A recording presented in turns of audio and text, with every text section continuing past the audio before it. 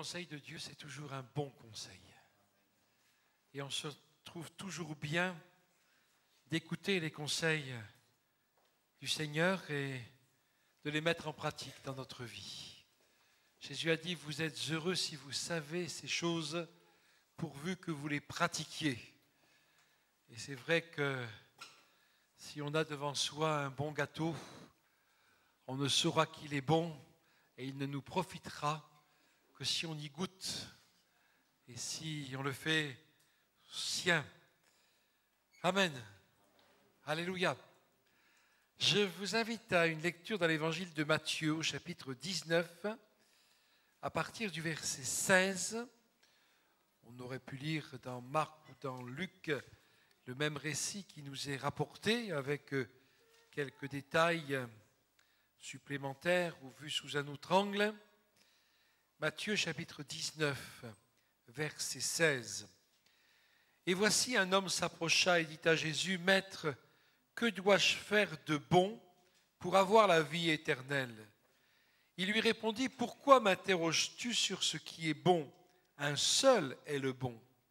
Si tu veux entrer dans la vie, observe les commandements.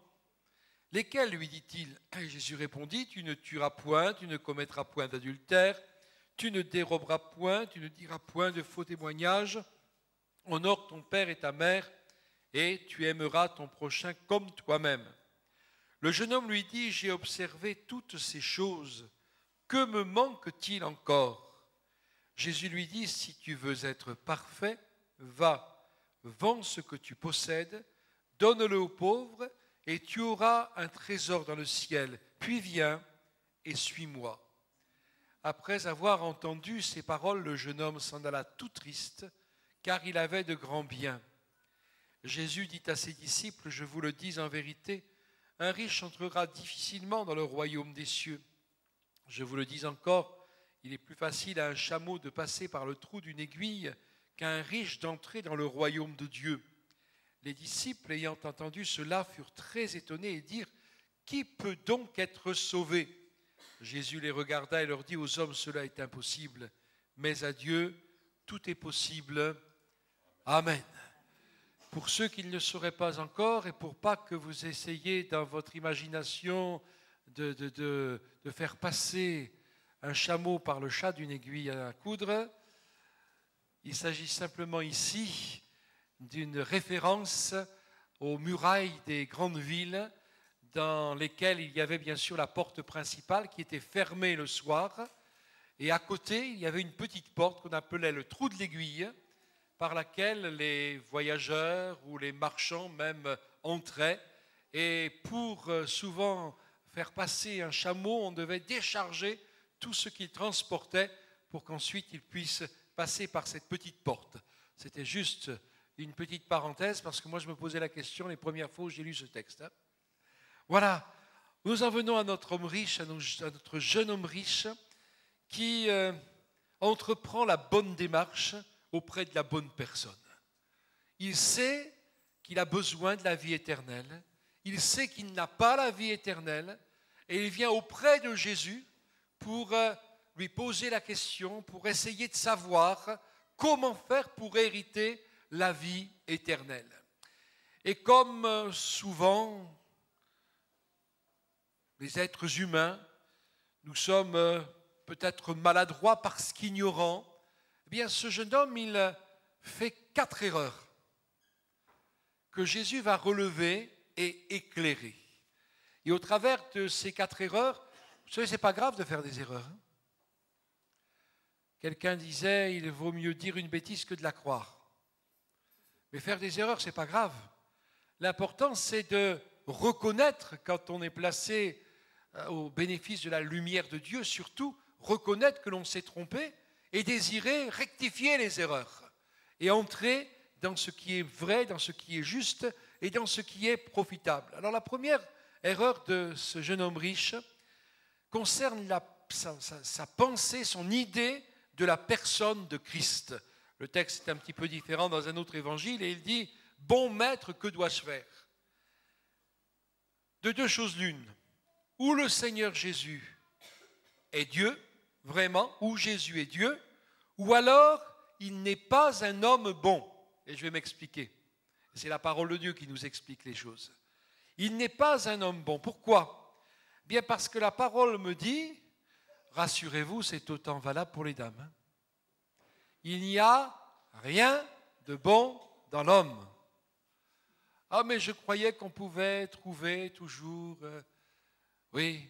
Mais le problème, c'est que ce qui n'est pas bon, ça occulte ce qui pourrait être bon. Et j'aimerais ce soir que vous vous sentiez comme le roi Louis XIV, à qui un célèbre prédicateur de son époque, qui s'appelait Massillon, venait d'annoncer le message de l'Évangile. Je ne sais pas quelle a été vraiment la suite, mais ce roi, que nous connaissons tous dans notre histoire de France, déclarait à ce prédicateur « J'ai déjà entendu un grand nombre d'orateurs, et généralement j'ai été content d'eux. Mais comment se fait-il qu'après vous avoir entendu, je sois si mécontent de moi-même » Il n'y a pas de réaction. Peut-être pas tout de suite, mais oui, puissions-nous être fort mécontents de nous-mêmes après avoir écouté le message de l'Évangile. Parce que le message de l'Évangile nous montre qu'il n'y a rien qui puisse nous attirer les faveurs divines, il n'y a rien qui puisse être présenté comme mérite devant le Seigneur. Nous avons besoin de nous reconnaître pécheurs pour être pardonnés par le Seigneur. Notre péché nous condamne, mais Jésus, en mourant sur la croix du Calvaire, veut sauver les pécheurs que nous sommes. Amen. Vous savez, le message de l'Évangile, il est tout simple. Il est tout simple. Et souvent, c'est parce que les choses sont simples et que nous sommes tellement compliqués que nous ne les acceptons pas. Et que nous pensons qu'il faut ceci, qu'il faut cela. Et nous le verrons au travers des 3 autres erreurs de ce jeune homme. Mais le Seigneur nous dit ce soir, écoute, je t'aime. Et parce que je t'aime, je te dis la vérité.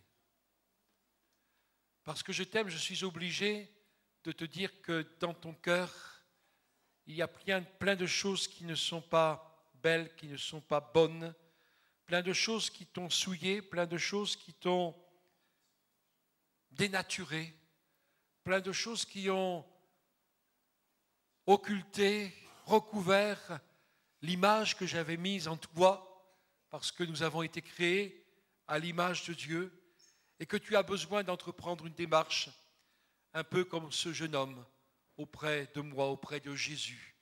Bien sûr, il ne faut pas terminer avec la même conclusion que ce jeune homme, mais s'approcher de Jésus, c'est le meilleur. Amen. Parce que oui, Christ est Dieu. Dieu fait homme par amour. Dieu fait homme pour venir nous sauver. Dieu fait homme pour venir nous montrer le chemin de la vie. Dieu fait homme pour pourvoir au salut de notre âme. Dieu fait homme pour prendre notre place et être fait péché pour nous. Dieu fait homme pour que nous sachions qu'il est possible d'aller vers Dieu. Dieu fait homme pour que ce soir quelque chose change dans notre vie, change dans votre vie, change dans ta vie. Alléluia. Jésus, par son esprit, est présent au milieu de nous ce soir. Il l'a promis. Il l'a promis. Et il tient toujours ses promesses. Et il est là, non pas pour nous écraser, mais pour nous dire la vérité, comme je disais tout à l'heure, afin que nous ne restions pas dans l'état où nous sommes, mais que nous nous confions en lui, que nous lui confions notre vie, que nous lui fassions entièrement confiance et que nous voyions des miracles s'accomplir dans nos vies. Alléluia. Notre pasteur tout à l'heure a prié et ordonné à toutes les puissances mauvaises et tout ce qui est négatif dans nos vies et tout ce qui nous détruit, tout ce qui nous entraîne à la mort, de partir. C'est l'œuvre que Jésus fait. Alléluia. Et là où est son esprit, là est la liberté. Et ceux qui sont esclaves ce soir de quoi que ce soit, peut-être de ténèbres, parce que vous avez touché aux puissances occultes, parce que vous avez fait tourner l'État, parce que vous êtes allé voir des magnétiseurs ou des cartomanciennes, et puis ça ne va plus dans votre vie, vous êtes dans la dépression, ça ne va plus dans votre maison, ça ne va plus dans votre foyer. Bien, Jésus veut vous délivrer ce soir. Alléluia. Peut-être que vous êtes découragé, peut-être vous n'avez plus envie de faire confiance à personne parce qu'on vous a tellement trompé, on vous a tellement déçu. Mais venez à Jésus parce que lui ne nous trompe pas. Et c'est pour cela qu'il me dit qu'il n'y a rien de bon en moi. Il ne me trompe pas parce qu'il ne veut pas que je reste dans mon état. Il veut me délivrer et il veut me donner la vie véritable. Alléluia. Alléluia. Jésus dit un seul est le bon. Oui, Dieu est bon. Dieu est bon. Il n'est pas, comme peut-être nous l'avons tous dit autrefois, le bon Dieu, mais il est le Dieu bon. Vous allez me dire, ça revient au même. Grammaticalement, oui, ça revient au même. Mais dans notre pensée, il y a une grande différence. Le bon Dieu, bon, on ne le connaît pas. Mais le Dieu bon, c'est le Dieu dont la bonté vient nous toucher. Et le Dieu bon, c'est cette bonté qui vient vraiment tout changer dans notre vie, qui vient vraiment nous rassurer, qui vient relever notre cœur, reconstruire les choses qui ont été détruites en nous, qui vient nous retirer de cette boue, de cette fange dans laquelle nous nous trouvons les uns et les autres, à cause de ce que nous ne sommes pas et que nous devrions être, ou ce que nous sommes et que nous ne devrions pas être. Le Seigneur vient nous prendre par la main et nous relever, nous délivrer. Alléluia. Parce que si ce jeune homme s'est trompé sur la personne de Christ, bien, l'Évangile, lui, ne nous trompe pas. Et nous ne voulons pas vous tromper. Jésus, c'est lui qui est important. C'est lui qui est important dans cette soirée. C'est lui qui veut être important dans votre vie. C'est lui qui veut prendre la première place, non pas pour vous écraser ou non pas pour faire de vous des esclaves, mais pour faire de vous, au contraire, des êtres libres et pour vous donner une véritable colonne vertébrale, une véritable personnalité, la capacité de dire oui quand il le faut et de dire non quand il le faut. Amen. Alors, ça va de pair peut-être, mais la deuxième erreur que ce jeune homme riche fait, c'est concernant lui-même. Il dit, Seigneur, qu'est-ce qu'il faut faire? Alors Jésus lui cite la loi de l'Ancien Testament et il dit, j'ai envie de dire une grosse bêtise. J'ai observé toutes ces choses depuis mon enfance. Je suis certain qu'il était sincère. Je suis certain que ce qu'il déclare, il le pense.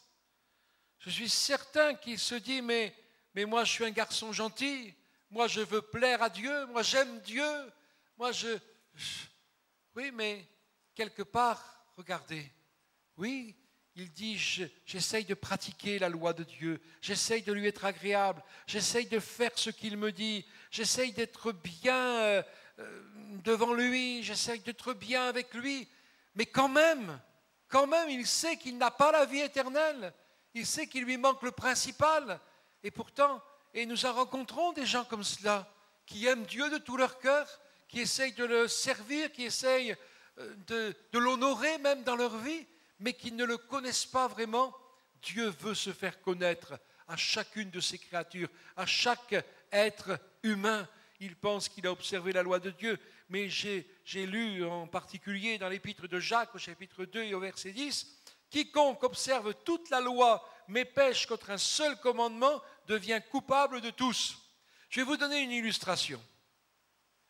Quelque chose qui est arrivé à un homme un soir dans une grande ville, sur un grand boulevard, alors qu'il n'y avait pratiquement pas de circulation et que sur ce boulevard se trouvait, et se trouve toujours d'ailleurs dans cette ville, des feux, comment on dit,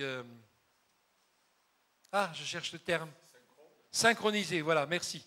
C'est le soir, il y a des fois, on n'arrive pas à trouver les mots, hein. Des feux synchronisés. Mais comme il roulait un peu trop vite, Chaque fois qu'il arrivait à un feu, il était rouge. Il n'avait pas eu le temps de passer au vert. Et il les a tous respectés. Et puis le dernier, tout au bout du boulevard, il s'est dit, oh, il n'y a personne, je les ai tous respectés, celui-là, peu importe, il est encore rouge, mais je passe. Tout de suite après, il y avait une voiture avec des hommes à képi qui l'ont arrêté. Même s'il avait respecté tous les feux, rien que le fait qu'il ait grillé le dernier, il était coupable. Et c'est une simple illustration qui nous montre que nous sommes tous coupables. Moi, je le dis autrement, j'ai l'habitude de le dire autrement. À partir du moment où je ne suis pas parfait, je suis pécheur. Un jour, un prédicateur a posé la question, est-ce que quelqu'un est parfait au milieu de nous? Est-ce que quelqu'un est sans péché? Est-ce que quelqu'un n'a jamais commis de péché? Et au premier rang, il y a un homme qui s'est levé. Vous n'avez pas jamais commis de péché, monsieur? Non, jamais. Et puis, tout au fond, il y a une dame qui s'est levée. Le prédicateur s'est dit, oh là là, qu'est-ce que je vais faire? Voilà, 2 personnes qui n'ont jamais péché. Puis la dame a dit, hé, Jean, je suis là. C'était la femme de cet homme devant qui s'est assis tout penaud. Bien sûr, bien sûr. Oh, je crois que c'est avec un petit sourire que je vous dis cela, mais vous savez que si nous sommes honnêtes devant Dieu, si nous sommes honnêtes avec nous-mêmes, nous sommes obligés de nous rendre compte que nous n'avons pas observé tous les commandements de Dieu. Nous n'avons pas accompli toute la loi de Dieu. Et à cause de cela, nous sommes coupables devant lui, nous sommes condamnés par sa justice parfaite. Rien que le fait que lui est parfait, ça nous condamne. Mais le Seigneur n'est pas venu pour nous condamner, il est venu pour nous faire grâce. Jésus a dit, je ne suis pas venu pour juger le monde, ni pour perdre le monde, mais pour que le monde soit sauvé par moi. Alléluia. L'Épître aux Romains au chapitre 3 et au verset 10 nous dit, il n'y a pas de juste, pas même un seul. Pas même un seul. On peut chercher, mais on n'en trouvera pas. Mais ce n'est pas la peine d'aller plus loin, ce n'est pas la peine de chercher, ce n'est pas la peine de chercher à se justifier. Même si quelqu'un disait, oh, quand je me regarde, je me désole, mais quand je me compare, je me console. Mais si nous nous comparons à d'autres, bien sûr, nous trouverons peut-être des gens qui, à nos yeux, à notre échelle, ont commis davantage de crimes ou de mal que nous-mêmes. Mais si nous nous comparons au seul auquel nous sommes appelés à nous comparer, c'est-à-dire Jésus lui-même, alors nous n'aurons plus rien à répliquer. Notre bouche sera fermée et nous crierons « Seigneur, aie pitié de moi, je suis un pécheur. Seigneur, aie pitié de moi, j'ai besoin de ta grâce. J'ai besoin de savoir, comme ce jeune homme, Seigneur, où se trouve la vie éternelle? Comment faire pour avoir une assurance pour l'éternité? Comment faire pour savoir si je serai accepté près de toi? Comment faire, Seigneur, pour savoir si, mais oui, tu prends plaisir en moi, tu es content avec moi, Seigneur. Et c'est la 3e erreur du jeune homme riche. Elle concerne l'accès à la vie éternelle. Vous avez remarqué avec moi dans ce texte, que faut-il que je fasse? Alors dans Matthieu, c'est même que faut-il que je fasse de bon pour avoir la vie éternelle. Lui, il pense à faire quelque chose. Je vais peut-être vous décevoir, mais il n'y a rien à faire. Si nous voulons faire quelque chose, perdus nous sommes et perdus nous resterons. Je vous cite les textes bibliques qui nous le disent très clairement, très explicitement. Dans l'épître de Paul aux Éphésiens, au chapitre 2, versets 8 et 9, nous lisons « C'est par la grâce que vous êtes sauvés, par le moyen de la foi. Et cela ne vient pas de vous, c'est le don de Dieu. Ce n'est point par les œuvres, afin que personne ne se glorifie. » Et je l'ai même noté comme cela. Ça peut choquer par rapport à soi-même, mais une bonne œuvre quelle qu'elle soit, si elle est présentée comme un mérite pour obtenir quelque chose de la part de Dieu, elle n'est pour lui qu'un chiffon de papier à jeter au panier. Ça veut dire qu'il ne faut pas faire le bien? Pas du tout. Et ça veut dire que ce ne sont pas nos bonnes œuvres qui peuvent nous sauver, nos bonnes œuvres qui peuvent effacer le mal que nous avons fait, qu'il soit, encore une fois, à notre échelle, petit ou grand. Nous avons besoin de croire dans la grâce de Dieu. Nous avons besoin de recevoir la grâce de Dieu. Ce jeune homme, mais on le redira tout à l'heure, il est parti tout triste parce qu'il n'a pas reçu la grâce de Dieu, parce qu'il n'a pas cru dans la grâce de Dieu, parce qu'il a pensé qu'il fallait faire quelque chose. Oh, bien sûr, ça ne flatte pas notre orgueil, cela. Bien sûr, il y en a qui disent, mais moi, tout ce que j'ai, je l'ai gagné à la sueur de mon front. Mais la vie éternelle, c'est impossible.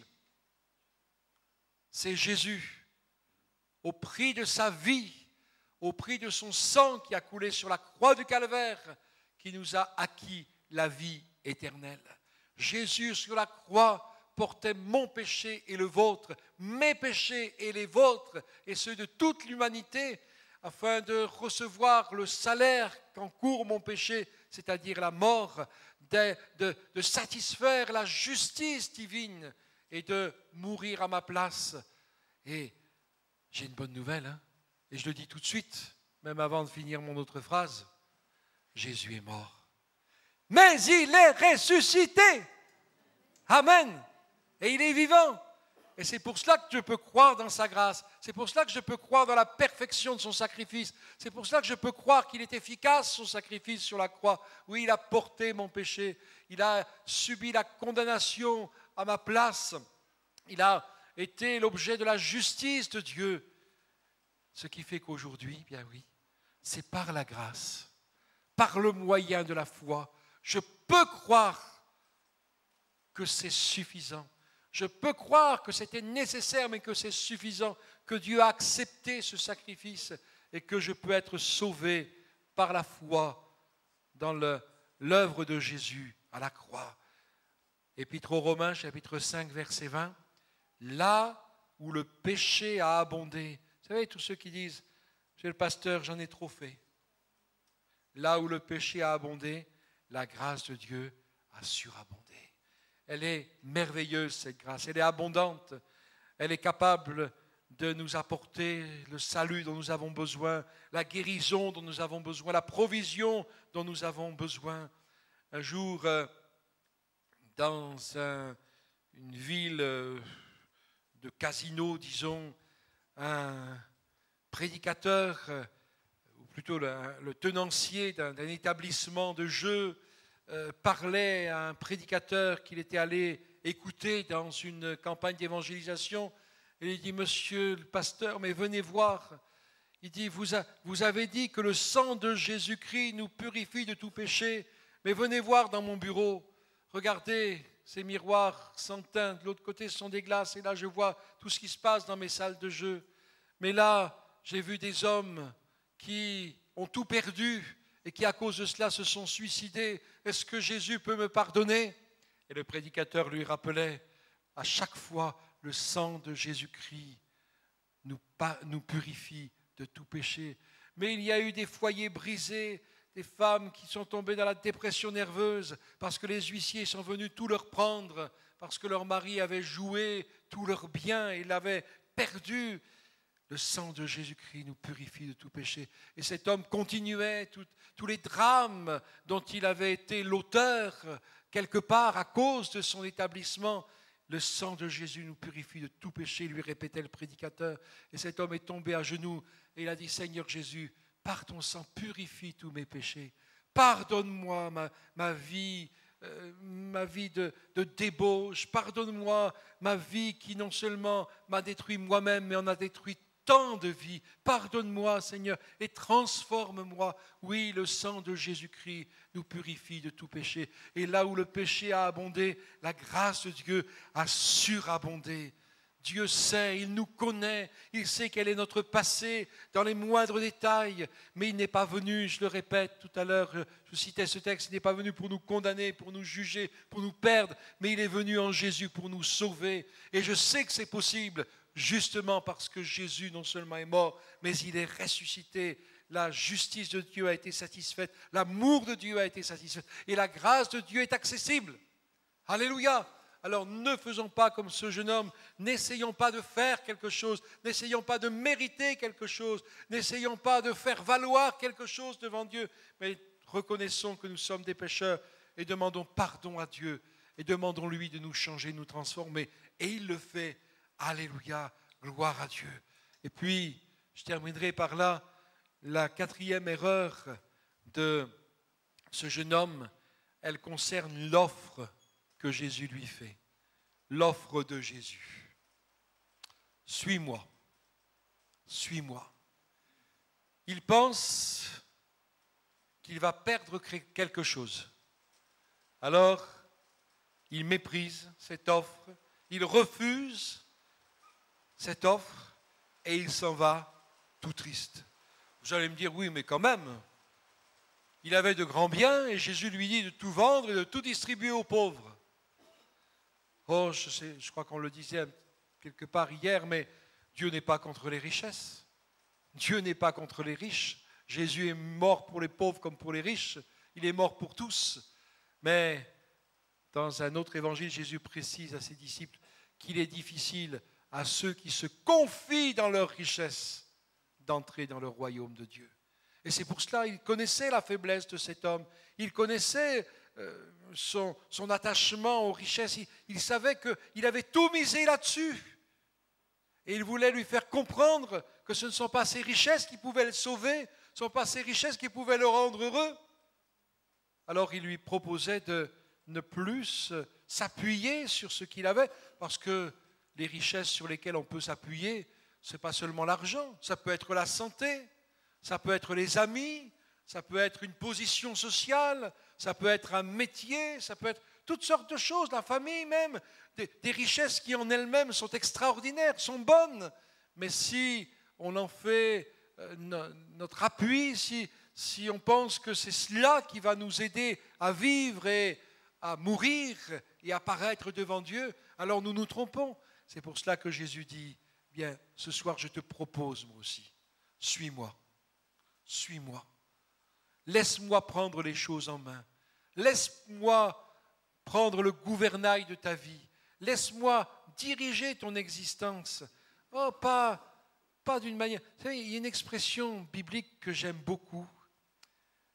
Il est dit que le Seigneur nous attire par ses cordages d'amour. Nous, on parle de certaines personnes qui nous mettent le grappin dessus. Mais la Bible, parlant de l'œuvre de Jésus qui nous attire à lui, parle de cordage d'amour. Et quand on se laisse faire par Jésus, et on fait l'expérience de cet amour qui est fort, de cet amour qui est vrai, de cet amour qui est concret, qui se concrétise dans tous les domaines de notre quotidien, de cet amour qui change tout quand on y croit, de cet amour qui a poussé Dieu à envoyer Jésus, son Fils, pour mourir sur la croix, de cet amour qui a donné à Jésus d'accepter cette mort de la croix, de cet amour qui, encore aujourd'hui sur la terre, a changé la vie de centaines de millions d'hommes et de femmes, de jeunes et de moins jeunes. Alléluia. Savez-vous que l'offre de Jésus subsiste encore aujourd'hui? Toi, suis-moi. Je terminerai par un témoignage d'une dame. Ça se passait en Afrique du Nord, il y a pas mal d'années de cela, mais elle avait été invitée à venir écouter l'Évangile par une de ses voisines. Et elle avait toujours décliné l'invitation, ou elle avait dit une autre fois, j'ai pas le temps, j'ai autre chose à faire. Et puis un soir, elle n'a pas trouvé d'autre chose à faire, et d'ailleurs elle s'est dit, oh ben je vais l'accompagner, comme cela, elle ne me serinera plus, et elle ne me sollicitera plus pour l'accompagner, pour écouter son évangile. Donc elles sont parties assez tard, parce que le temps que cette dame se prépare, Et puis quand elles sont arrivées, les réunions se passaient, alors bon, aujourd'hui ça serait plus possible avec les consignes de sécurité, hein, mais elles se passaient en sous-sol, et la salle qui était assez vaste était remplie. Il y avait même des gens sur l'escalier en colimaçon qui écoutaient le message de l'Évangile. Alors pour pouvoir voir le prédicateur, cette dame s'est accroupie, elle a regardé entre les barreaux de la balustrade. Et à ce moment-là, le prédicateur citait un texte biblique, une parole de Jésus, et dit « Marie, le maître est là, il t'appelle ». Et cette dame s'appelait Marie. Alors elle a commencé à discuter avec sa voisine. « Mais qu'est-ce que tu lui as parlé de moi? Mais pourquoi ?»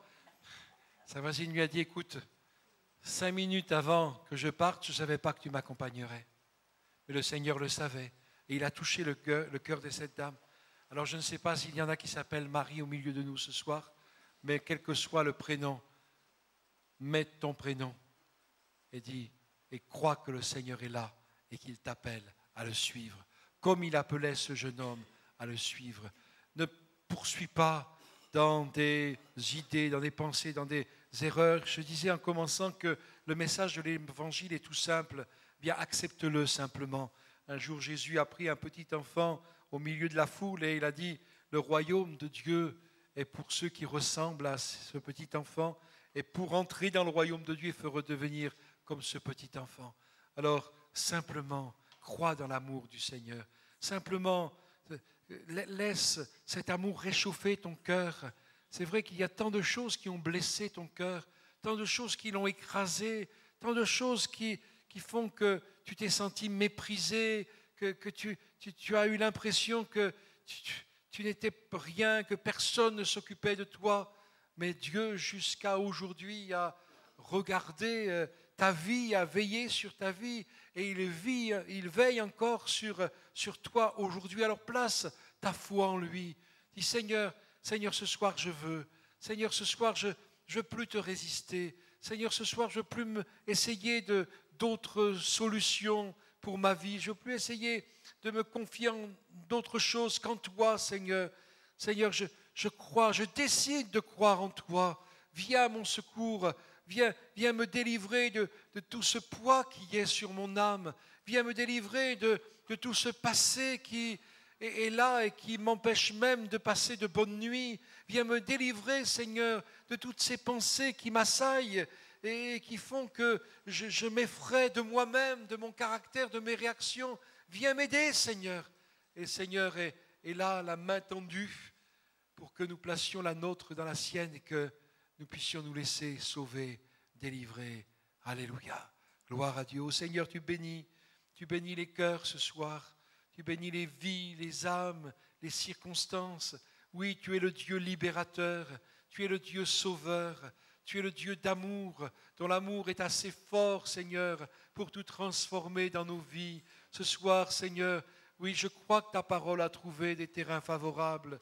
Je crois, Seigneur, que les cœurs sont là, venus dans ta maison pour te chercher, pour te trouver, pour recevoir de toi. Seigneur, que personne ne reparte tout triste comme ce jeune homme, que personne ne reparte en déclinant ton offre, mais que chacun puisse garder les regards fixés sur toi et dans cette soirée même, dans les jours qui viennent, faire des expériences nouvelles avec toi, Seigneur. Jésus, que ta grâce, cette grâce surabondante, puisse être le partage de chacun, de chacune. Merci, Seigneur. Amen. Alléluia. Peut-être que dans ce moment où nous sommes dans le recueillement, où nous sommes en prière, quelqu'un voudrait lever sa main et dire « Seigneur, prends ma vie ». Bien, faites-le librement. Qui est-ce qui voudrait dire « Seigneur » ce soir, oui, le Seigneur vous a vu. Amen. Quelqu'un d'autre qui voudrait dire « Oui, le Seigneur vous a vu aussi ».